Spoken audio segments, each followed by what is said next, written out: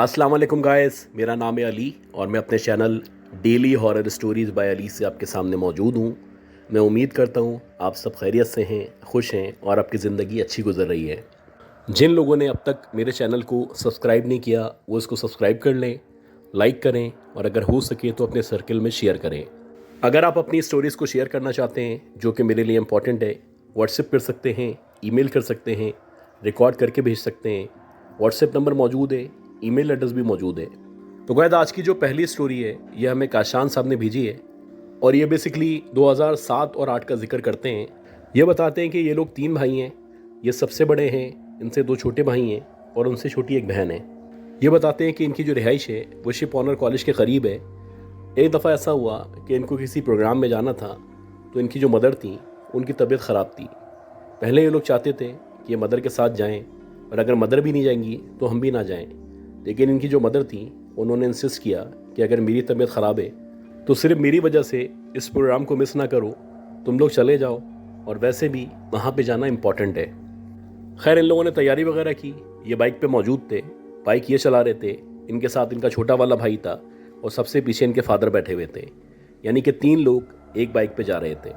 ये जो प्रोग्राम था जहाँ पे इनको जाना था ये गुलशन इकबाल में था और ब्लॉक 4 के अंदर मौजूद एक घर में था। ये बताते हैं कि ये जो प्रोग्राम था यहाँ पे ये लोग पहुँचे, ये पूरा का पूरा प्रोग्राम इन्होंने अटेंड किया और अटेंड करने के बाद जब ये फ्री हुए तो रात के तकरीबन 1:30 बजे का टाइम था। अब जो लोग उस ब्लॉक में रहा करते हैं या उसके बारे में मालूमात रखते हैं तो उनको पता होगा बेसिकली ये एक लग्जरियस ब्लॉक है। यहाँ पे बहुत ज़्यादा बड़े बेंगलोज मौजूद हैं और आमतौर पे यहाँ पे इतना रश नहीं हुआ करता जैसे कि यूजुअली और इलाकों में या और एरियाज़ में हुआ करता है। साथ साथ ये बताते हैं कि जो इनका भाई इनके साथ मौजूद था वो शुरू से ही ज़िद्दी था, हर बात में ज़िद करता था, अपनी बात मनवाने की कोशिश किया करता था। जैसे ही ये लोग प्रोग्राम से निकले थे वैसे ही उसने ज़िद करना शुरू कर दी थी कि मुझे कोल्ड ड्रिंक पीनी है और मुझे कोल्ड ड्रिंक दिला दें। ये बताते हैं कि ये छोटी सी ख्वाहिश थी, उसको पूरी करना मसला नहीं था। मसला ये था कि इसकी तबीयत ऑलरेडी थोड़ी सी ख़राब थी, अगर ये कोल्ड ड्रिंक वगैरह का इस्तेमाल करता तो मे बी इसकी तबीयत ज़्यादा ख़राब हो जाती, इसलिए हम लोग अवॉइड कर रहे थे कि इसको कोल्ड ड्रिंक ना दिलाएं। खैर, ये बताते हैं जैसे ही हम प्रोग्राम से निकले तो हमें फ़र्स्ट राइट लेना था, उसके बाद सीधा जाना था और वहाँ से लेफ़्ट मुड़ना था तो मेन रोड की तरफ हम आ जाते। ये बताते हैं कि जैसे ही हमने फ़र्स्ट राइट लिया और सीधा जाने लगे तो हमने देखा कि वहाँ पे ऑलरेडी एक टेंट वगैरह लगा हुआ है। बज़ाहिर ऐसा लग रहा है कि शायद कोई बहुत बड़ा प्रोग्राम है, बहुत बड़ा फंक्शन है या शायद एक मिलाद हो रहा है। खैर, ये बताते हैं कि हम लोगों ने सोचा कि साइड में से कोई रास्ता वगैरह होगा, हम चलते हैं यहाँ से, जो नॉर्मली बाइक वाले सोचा करते हैं। लिहाजा इन्होंने अपनी जो बाइक थी उसको सीधे ही जाने दिया और ये एक्सपेक्ट कर रहे थे कि साइड में से ज़रा सा रास्ता मिलेगा, हम अपनी बाइक गुजार लेंगे और आगे चले जाएंगे। खैर, ये बताते हैं जैसे ही हम स्टैंड के करीब पहुँचे तो हमने देखा कि बहुत लंबे लंबे से, नॉर्मली ऐसे हम लोगों के कद होते हैं उससे कई ज़्यादा लंबे बहुत सारे लोग खड़े हुए हैं और बज़ाहिर ऐसा लग रहा है कि वे लोगों को वेलकम कर रहे हैं या रिसेप्शन दे रहे हैं। अब बहरहाल जैसे हम उनके करीब पहुँचे तो वो जो लोग थे सारे के सारे हमें देखने लगे। हम तीनों उनको देख के हैरान थे कि इतने लंबे लंबे लोग यहाँ पे क्या कर रहे हैं। और वो जो लोग थे उनकी जो नाकें थीं वो बहुत बड़ी बड़ी सी थीं और बज़ाहिर ऐसा लग रहा था कि उनके जो चेहरे हैं वो भी नॉर्मल इंसान से बड़े चेहरे हैं। खैर, जैसे ही हम टेंट के करीब पहुँचे तो हमने सोचा कि राइट साइड से मोड़ लेंगे गाड़ी को और पीछे की तरफ से चले आएंगे, लेकिन ये बताते हैं जैसे ही हम टेंट के करीब पहुँचे तो वहाँ जाके हमें पता चला कि दोनों तरफ से मुकम्मल रास्ता बंद है, अब हमें वापस मुड़ना होगा। ये बताते हैं कि जैसे ही हम मुड़ने ही वाले थे तो वो जो लंबे लंबे लोग खड़े थे उनमें से एक शख्स ने मुझे बोला कि भाई साहब मेरी बात सुने। अब जब उसने इस तरह से बोला तो अल्टीमेटली मैं रुका, मुझे पता था कि वो मुझे मुखातिब कर रहा है।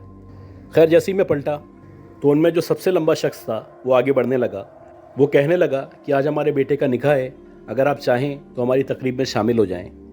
अब मैं उसका ये गेस्चर देख के बड़ा हैरान था क्योंकि नॉर्मली कराची के अंदर ख़ास तौर पे इस तरह से कोई किसी को वेलकम नहीं किया करता। आप एक्सपेक्ट नहीं करते कि कोई अजनबी आपको बोलेगा कि आप हमारे प्रोग्राम में आ जाएं या हमारी खुशी में शामिल हो जाएं। खैर, जैसे ही उसने कहा तो मैंने कहा नहीं नहीं सर, माजरत है, हमें ऑलरेडी देर हो चुकी है, अल्लाह आपको मुबारक करे, हमें वापस जाना है। जब मैंने ये कहा तो उनमें जो दूसरा शख्स मौजूद था वो मेरे फादर से कहने लगा कि बड़े साहब आप अंदर आ जाएं, आप आएंगे तो ये भी अंदर आ जाएंगे और हमें खुशी होगी अगर आप हमारे प्रोग्राम में शामिल होंगे। जब उन्होंने फ़ादर से कहा तो फादर सोचने लगे। उनका यह ख्याल था कि हमें चाहिए कि 5-7 मिनट अंदर चले आएँ, इनको मुबारकबाद दें और बाहर आ जाएं। लेकिन मैं अपने फादर को मना करने लगा। मैंने कहा बाबा यहाँ रुकना सही नहीं है, ऑलरेडी इतनी रात हो चुकी है, अब हमें वापस चलना चाहिए।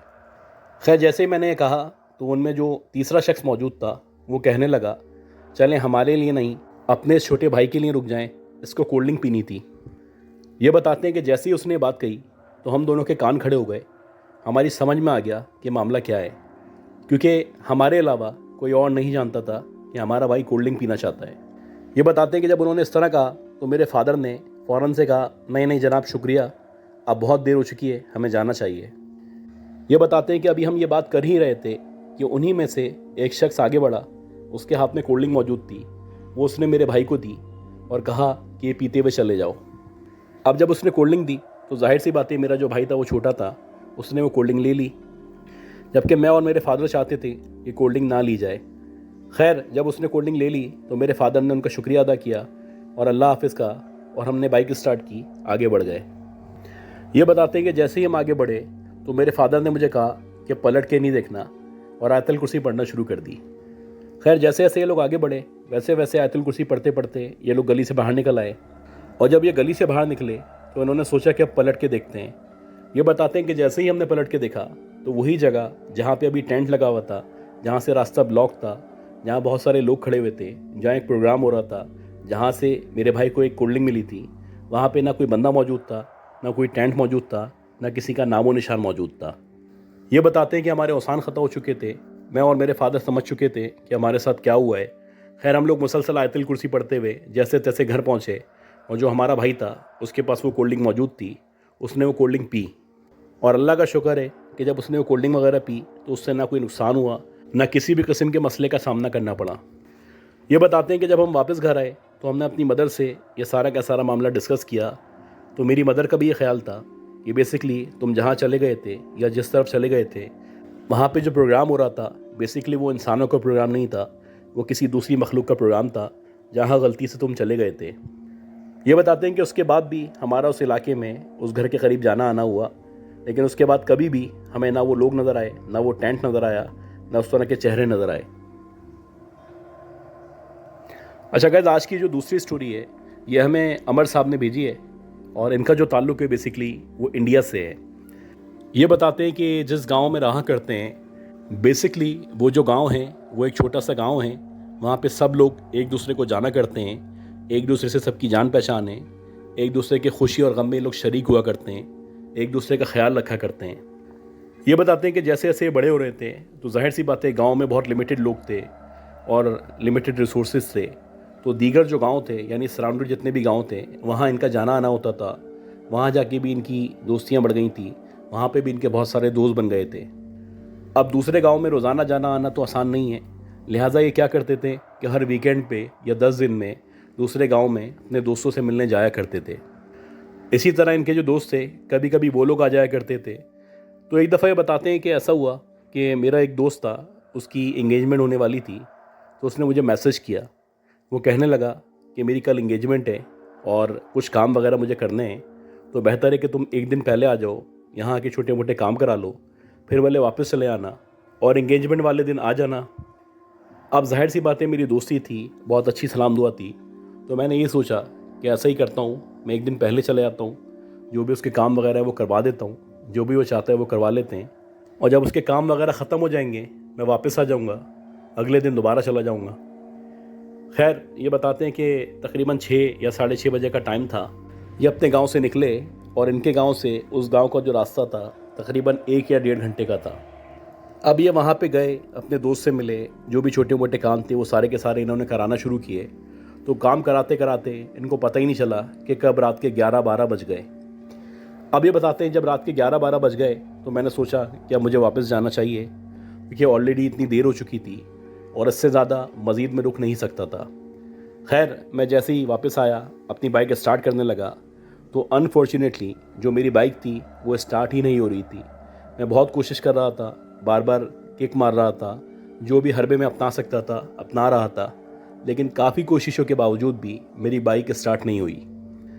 अब जब मेरी बाइक स्टार्ट नहीं हुई तो जो मेरा दोस्त था वो कहने लगा कि तुम रुक जाओ, कल भी तो आना है तुम्हें। लेकिन बात ये थी कि आज तो मैं बहुत नॉर्मल हुलिये में, बहुत कैजुअल उसके घर गया था, मंगनी वाला हुलिया मेरा नहीं था, लिहाजा मैं रुक नहीं सकता था। खैर मैं उससे इंसिस्ट करने लगा। मैंने उसको कहा कि भाई कुछ भी करो, मेरी बाइक सही करवाओ या मुझे किसी की बाइक दो, क्योंकि मेरा वापस जाना इंपॉर्टेंट है। अगर मैं आज वापस नहीं जाऊंगा और मैं कल वापस जाऊंगा तो फिर से मेरा मंगनी में आना बड़ा मुश्किल हो जाएगा।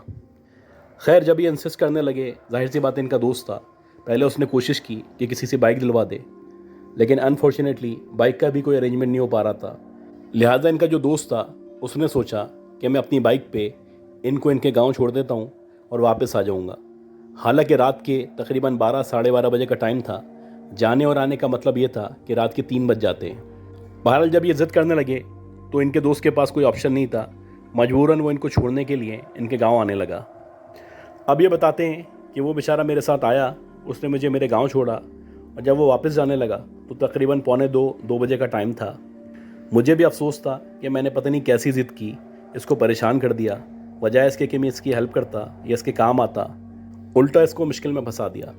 खैर बहरहाल इनका जो दोस्त था यानी जिसकी मंगनी थी, वो तकरीबन 1:45-2 बजे इनके घर से निकल गया, यानी इनके गाँव से निकल गया और अपने घर की तरफ जाने लगा।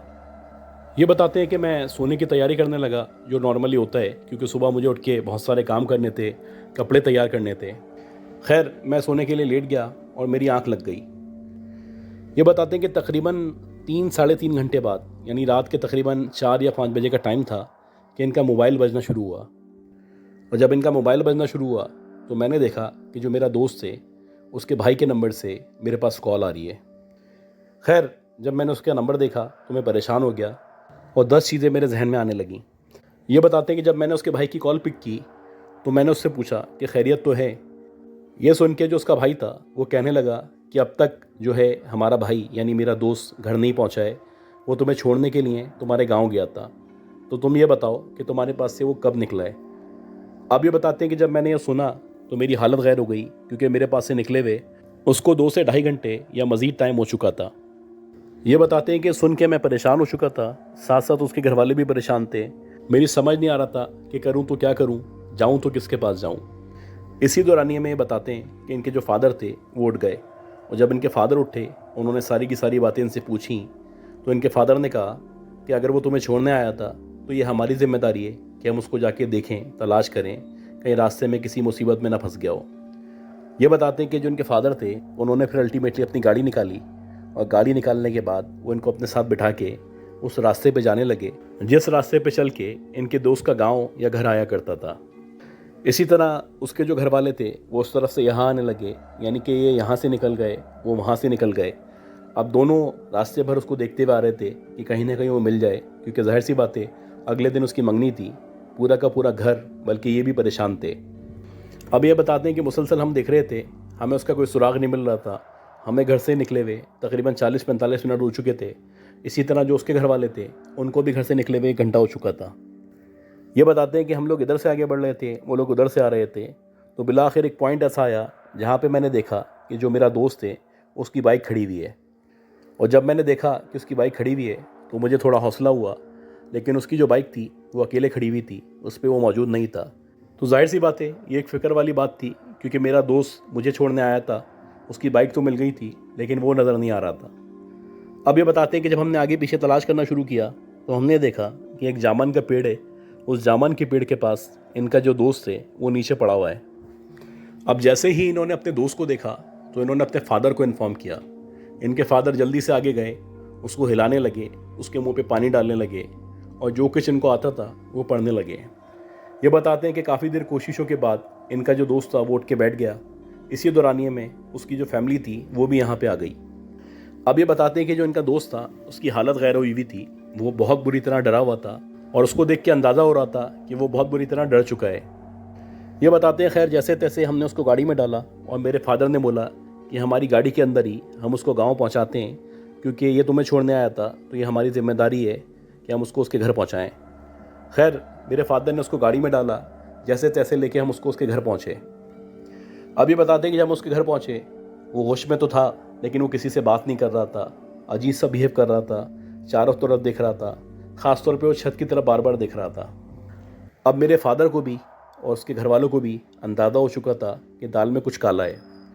ये बताते हैं कि इसी तरह थोड़ा सा टाइम गुजरा, और जैसे ही वो थोड़ा बहुत टाइम गुजरा तो इनका जो दोस्त था उसकी तबीयत ख़राब होना शुरू हो गई, यानी कि उसकी जो आंखें थीं वो ऊपर चढ़ना शुरू हो गई और एकदम से उसकी आवाज़ बदलना शुरू हो गई।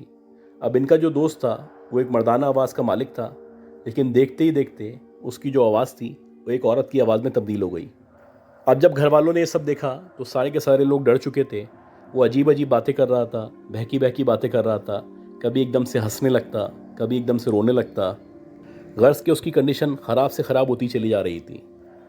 अब इनके जो घर वाले थे वो यही सोच रहे थे कि क्या करें। इसी दौरानिए में ये बताते हैं कि जो इनके गांव का एक पंडित था उससे रब्ता किया गया। वो जो गांव का पंडित था उसको जब इसके पास लेके आए और पंडित ने इनके दोस्त को देखा, पूरा चेक किया, तो उसने कहा कि इसके ऊपर बहुत संगीन किस्म के बहुत बुरे असरात हो चुके हैं। हमें इसका अभी तोड़ करना होगा। अगर हमने इसका तोड़ नहीं किया तो जो भी मखलूक इसके अंदर मौजूद है वो इसको नुकसान पहुंचाएगी या हो सकता है इसको अपने साथ ले जाए। ये बताते हैं कि सुन के सारे लोग परेशान हो चुके थे। खैर पंडित को कहा गया कि जो भी आपने करना है वो करें और इसकी तबीयत ठीक हो जानी चाहिए क्योंकि आज इसकी मंगनी भी है। ये बताते हैं कि वो जो पंडित था उसने इनसे बहुत सारी चीज़ें मंगवाई, जैसे कि उसने लीमू मंगवाए, छुरी मंगवाई और थोड़ा सा संदूर मंगवाया। जो भी चीज़ें उसको चाहिए थी वो सारी की सारी चीज़ें पंडित को दे दी गई थी। उसके बाद उसने जो अपना अमल था वो करना शुरू किया। ये बताते हैं कि जैसे जैसे वो पंडित कुछ पढ़ रहा था या कुछ अमल कर रहा था या लीमू को काट रहा था, वैसे वैसे इनका जो दोस्त था उसकी हालत ख़राब होती चली आ रही थी। वो एकदम दीवारों से हाथ मारने लगता, कोशिश करता कि अपना सर दीवार पे मारे, इधर उधर भागने लगता, कभी उछलने लगता। गर्ज के जो उल्टा सीधा काम वो कर सकता था वो सारे काम वो कर रहा था। अब ये बताते हैं कुछ देर तक तो वो ऐसा करता रहा, फिर एकदम से उसकी आवाज़ चेंज हो गई और वो मुकम्मल एक औरत की आवाज़ में बात करने लगा।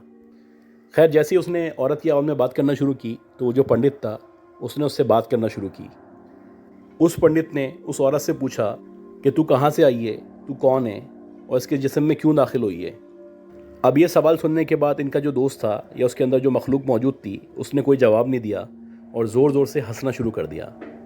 खैर जैसे जैसे वो हंस रही थी तो जो पंडित था उसको गुस्सा आता चला जा रहा था और वो जो अपना अमल था उसको और ज़्यादा तेज़ी से कर रहा था।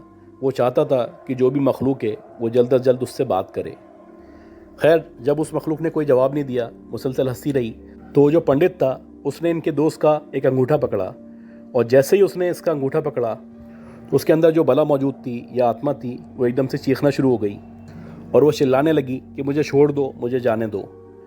खैर वो जो पंडित था उसने इससे बहुत सारे सवालात किए तो वो जो आत्मा थी या उसके अंदर जो बुरी मखलूक मौजूद थी उसने बताया कि ये जो लड़का है ये पेड़ के नीचे से गुजर रहा था और वहाँ गुजरते गुजरते इसने बाइक रोक के पेशाब कर दिया था और जब इसने पेशाब किया तो वो मेरे घर के ऊपर किया था, लिहाजा मैं इसको नहीं छोड़ूंगी, इसको कहीं नहीं जाने दूंगी और इसको अपने साथ लेके जाऊंगी।